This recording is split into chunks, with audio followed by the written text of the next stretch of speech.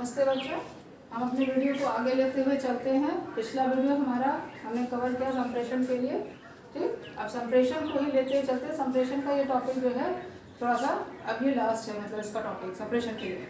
तो संप्रेषण, अच्छा देखिए, जब कम्युनिकेशन हम करते हैं तो जैसे बोलते नहीं, जैसे कुछ कम्युनिकेशन होते हैं।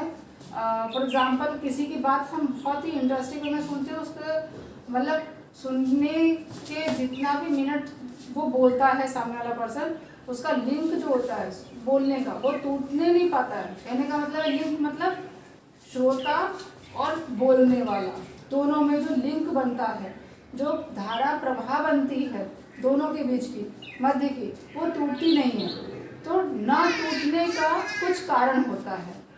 तो उन कारणों की चर्चा अगर करें, कारण कहने का मतलब मेरा नहीं था, मतलब मेरा ये था कहने का कि संप्रेषण को प्रभावी बनाने के तरीके, एक आप अपना कम्युनिकेशन जो है वो इंटरेस्टिंग वे में इफेक्टिव बनाए बच्चों पर। कि अब ये छात्रों के लिए भी बात आती है, और या फिर एक शिक्षक दूसरे शिक्षक से बात करता है तो सामने वाला शिक्षक भी उसको रुचिपूर्ण ढंग से सुने। तो उसके लिए आपके बोलने की शैली जो होती है वो बहुत ही प्रभावपूर्ण होनी चाहिए। तो उसके भी कुछ टिप्स होते हैं, कुछ तरीके होते हैं कि किस तरीके से आप अपने संप्रेषण को प्रभावी बना सकते हैं। ठीक है, तो उन्हीं की आज हम चर्चा करेंगे, उन्हीं के कुछ पॉइंट्स के बारे में। तो उसी को लेते हुए हम चलते हैं। तो सबसे पहला पॉइंट जो है वो है उद्देश्य पूर्णता। उद्देश्य पूर्णता से तात्पर्य ये है कि देखिए, उद्देश्यहीन अगर कोई बात होती है हमारी, जैसे हम कोई पाठ पढ़ा रहे हैं, कोई भी हम संप्रेषण क्रिया कर रहे हैं, कम्युनिकेशन कर रहे हैं, और वो उद्देश्यहीन है, तो जब वो उद्देश्यहीन ही है तो क्या वो प्रभावी रहेगी? वो इफेक्टिव भी नहीं होगी। और जब उद्देश्य पूर्ण होगी तो वो इफेक्टिव होगी। तो कहने का मतलब ये होता है कि जो भी हम पढ़ाते हैं, जो भी हम संप्रेषण करते हैं, छात्रों के साथ हमारा जो वार्तालाप चलता है, आदान प्रदान शब्दों के चलते हैं, वो कैसे होने चाहिए? वो स्पष्ट होने चाहिए। समझ रहे हैं? वो बिल्कुल स्पष्ट होने चाहिए और हर एक शब्द अपने में विशिष्टता ग्रहण किए हो। हाँ, कहने का मतलब है जो शब्द होते हैं वो स्पष्ट होने चाहिए और हर एक शब्द अपने में विशिष्टता ग्रहण किए हुए हो। तो जो भी आप पढ़ा रहे हैं, जो टॉपिक ले रहे हैं, जो लेसन पढ़ा रहे हैं, जो पाठ पढ़ा रहे हैं, उसका उद्देश्य कुछ होना चाहिए पढ़ाने का। ऐसे ही नहीं कि क्लास में आए, पाठ पढ़ाया, चलते बने। क्यों? क्योंकि पाठ दिया हुआ है बुक में, पाठ्य पुस्तक में, तो हमें पढ़ाना है। दूसरे नंबर पे ये पाठ है तो हमें पढ़ाना है। क्यों? क्योंकि हमें तीसरे पे बढ़ना है। नहीं, ऐसा नहीं। हर एक पाठ की एक विशिष्टता होती है। उस विशिष्टता को लेते हुए उसकी उपयोगिता, उसके बारे में सब कुछ का ज्ञान आपको होना चाहिए, उद्देश्य होना चाहिए उस पाठ को पढ़ाने का। तो उस प्रकार का संप्रेषण जो होता है वो प्रभावी हम बना पाते हैं जब हम टॉपिक से कुछ उद्देश्य लेते हैं कि हाँ, इसका कुछ मोटो है, मकसद है। ठीक, अब हम सेकंड पर चलते हैं। तो सेकंड वाले को कहेंगे कि संप्रेषण जो होता है वो आदेशात्मक के बजाय निर्देशात्मक होना चाहिए। आदेशात्मक के बजाय निर्देशात्मक होना चाहिए। शिक्षण है ना, निर्देशात्मक शिक्षण। अच्छा, आदेशात्मक मतलब क्या होता है? देखिए, आदेशात्मक जैसे कि हम किसी चीज को हम ऑर्डर देते हैं। ऑर्डर देना, एक ऑर्डर देना और एक इंस्ट्रक्शन देना, दोनों में बहुत डिफरेंस है। अब अगर आप किसी बच्चे को ऑर्डर देते हैं तो वो ऑर्डर में क्या समझता है कि हाँ, जैसे कि एक स्लेवरी, एक गुलामी का जीवन हो रहा है। लेकिन अगर निर्देश देते हैं, इंस्ट्रक्शन देते हैं, तो किसके लिए होते हैं? वो सभी के लिए होते हैं, सामूहिक होते हैं। जैसे कि आपने कभी अगर ट्राई किया होगा कि क्या कोई चीजों के लिए ऑर्डर दिया था, आदेश दिया था, जाओ ये कर लो, सब लोग करेंगे। तो जो बोलने में शब्दों के हमारे एक कठोरता होती है, एक नीरसता होती है, तो ये सारी चीजें जो होती हैं ये हमारे संप्रेषण में बहुत ही प्रभाव डालती हैं। और कैसा प्रभाव डालती हैं? बुरा प्रभाव डालती हैं। संप्रेषण हमारा बेकार बनाती हैं। तो हमारा संप्रेषण जो होता है, जो बच्चों से बात होती है, शिक्षार्थियों के साथ जो वार्तालाप होती है, और या कोई हमें सूचना प्रदान करनी है, तो वो हमेशा निर्देशात्मक होती है। जैसे कि आपने देखा होगा कि कभी भी जब क्वेश्चन पेपर्स आते हैं उसके ऊपर इंस्ट्रक्शंस लिखे रहते हैं, तो क्या होते हैं? वो निर्देश दिए रहते हैं, ऑर्डर नहीं दिया होता कि आपको करना है, निर्देश दिए गए। करना ना करना वो आप पर डिपेंड है ना, फॉलो आप करते हैं कि नहीं करते ये आप पे निर्भर है, लेकिन वो निर्देश सभी के लिए होता है। कर रहे हैं आप कि नहीं कर रहे हैं, ये आपका अपना स्वतंत्र निर्णय होता है। ऑर्डर देने का मतलब क्या होता है? करना ही है, नहीं करेंगे तो पनिशेबल। समझ रहे बात को? तो शिक्षण जो होता है हमारा वो हमेशा निर्देशात्मक होना चाहिए, आदेशात्मक नहीं होना चाहिए। ठीक है, तीसरे पर आए हम तो अभिप्रेरणा।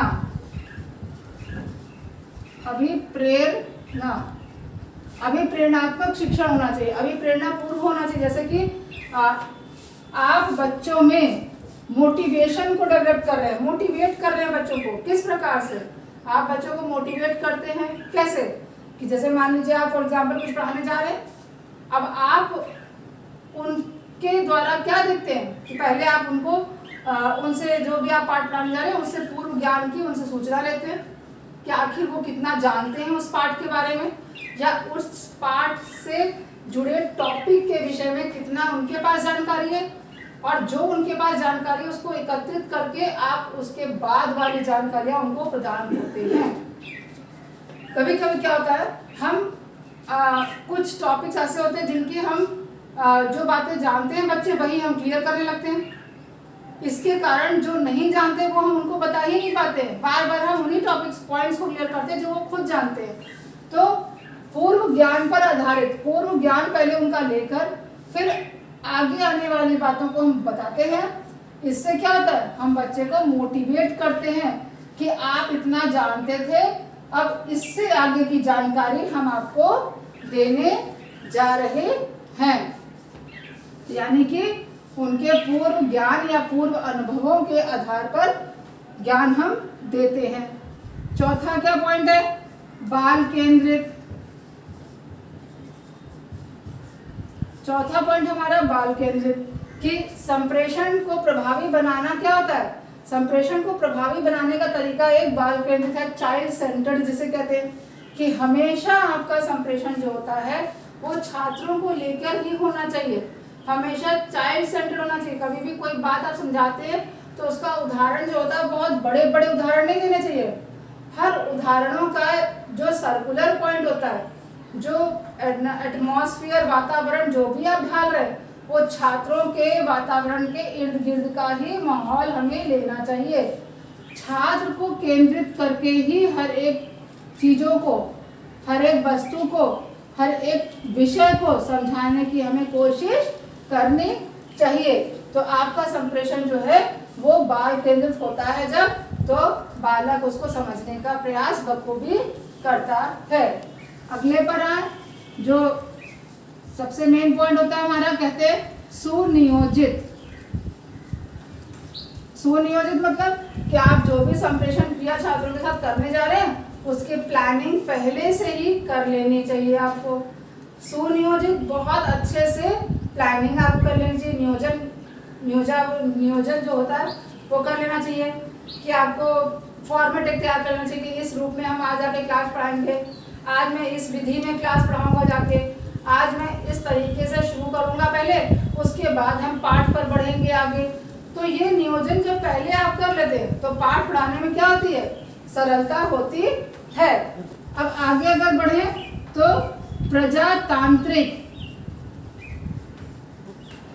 विधि पर आधारित, प्रजातांत्रिक शिक्षण पर आधारित। प्रजातांत्रिक विधि पर आधारित, जैसे कहेंगे पद्धति पर आधारित। प्रजातांत्रिक कैसी पद्धति होती है? प्रजातंत्र मतलब क्या होता है? जहां पर क्या होता है? प्रजा निकल के आ रही, प्रजा मतलब क्या होता है? लोग। जहां पर हम सबको सम्मिलित करते हैं, जहां पर हम सबके इमोशन, सबके विचारों को सम्मिलित करते हुए चलते हैं, तो यहाँ पर सब लोग कौन है? सारे शिक्षक, शिक्षार्थी, सभी लोग। शिक्षक अपने वक्तव्य को पेश करता है, उस बात में छात्र भी शामिल हो, छात्रों के विचार भी शामिल हो, और उन सबको लेते हुए जब हम उस पर आधारित हम शिक्षण क्रिया करते हैं या संप्रेषण करते हैं, तो वो संप्रेषण हमारा हमेशा प्रभावी होता है। क्यों? जहाँ टीचर अकेला अपने ही विचारों को प्रकट करेगा, तो छात्र जो होता है वो सिर्फ महज एक श्रोता बन के रह जाता है। और जब हम छात्र को भी शामिल करते हैं, तो छात्र अपने विचारों को भी प्रकट करता है। तो कभी कभी कुछ हम समझाते हैं, उससे एक्स्ट्रा 2 बातें छात्र और बताता है, तो हम उनको भी ऐड करते हैं। तो इससे हमारा जो व्याख्यान होता है वो बहुत ही इंटरेस्टिंग हो जाता है। ठीक, नेक्स्ट हम आते हैं जिसे कहते हैं सक्रिय शिक्षण। सक्रिय शिक्षण का मतलब क्या होता है? कि जहां पर छात्र और शिक्षक दोनों ही सक्रिय रहने चाहिए। तो वो कैसे होते हैं?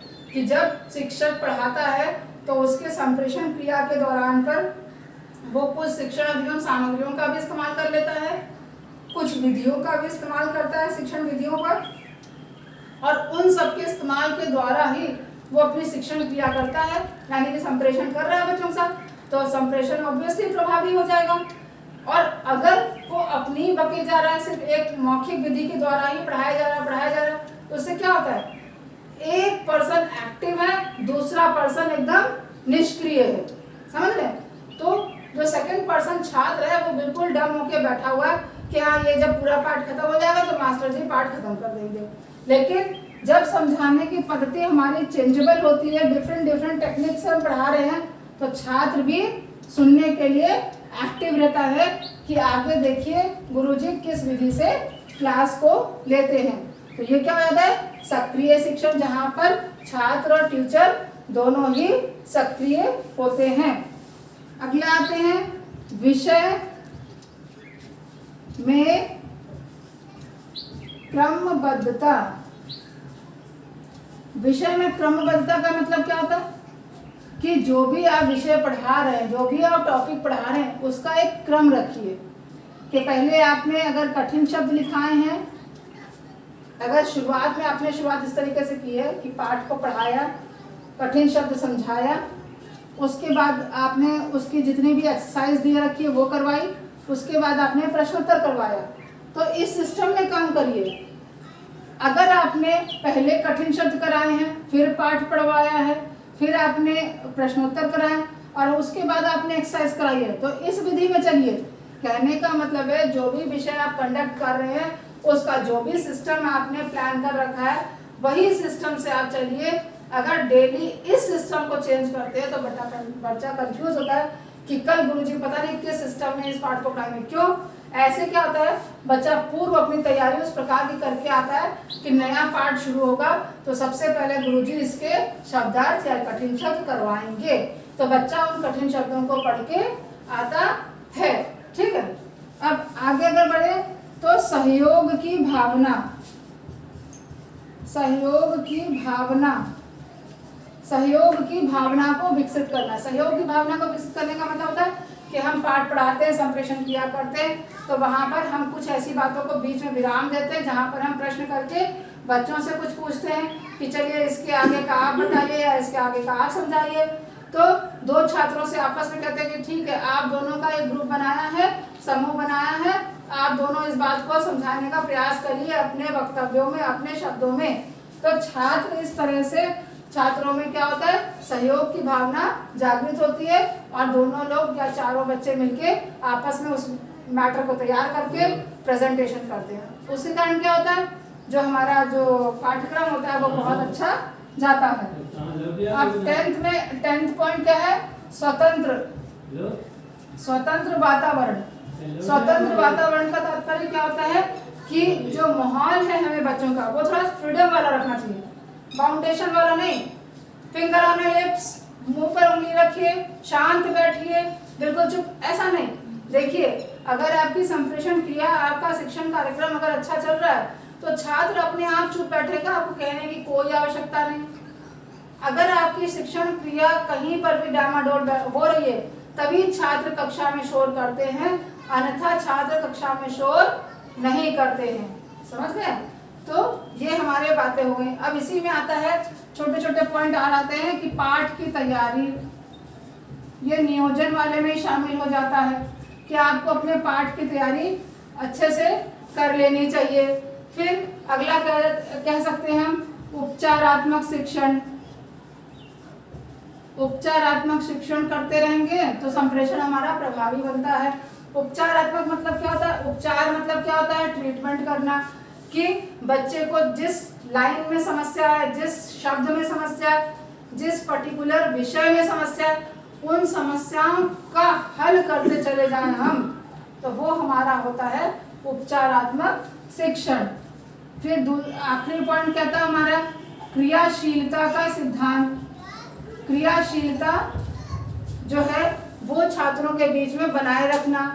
क्रियाशीलता कैसे बनाते हैं कि हमने कोई काम दिया, हमने ये कहा कि ठीक है, ये पैराग्राफ, सेकंड पैराग्राफ है, हम ये समूह बना रहे हैं कक्षा में 4-5 बच्चों का। अब ये 4-5 आप बच्चों की ड्यूटी बनती है कि इस पैराग्राफ को सामने आकर आप पूरी कक्षा को समझाएंगे। तो अब क्रियाशीलता ये है कि वो 5 बच्चे उस पैराग्राफ की तैयारी करेंगे और अपनी बात कहने में सक्षम होंगे और उनको अवसर मिलेगा।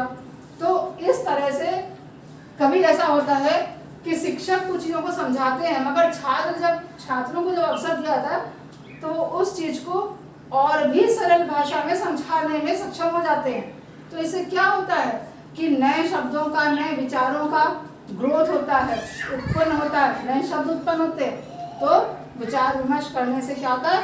सहयोग की भावना जागृत जाती है। तो हमारे प्रभावी संप्रेषण के तरीकों में ये कुछ पॉइंट्स हैं।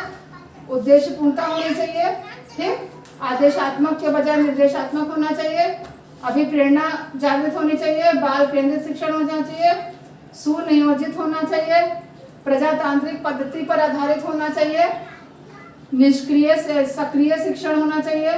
सक्रिय शिक्षण मतलब जहाँ पे बच्चा और टीचर दोनों एक्टिव चलते रहें। एक पर्सन अगर सो गया तो दूसरे का करना बेकार।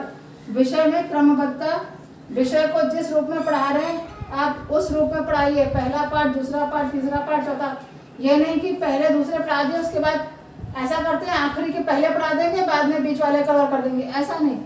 सब चीज के एक सिस्टम से पढ़ाना चाहिए। सहयोग की भावना, बच्चों में कोऑर्डिनेशन की भावना जागृत करनी चाहिए, कोऑपरेशन की भावना कि एक दूसरे का सहयोग करें।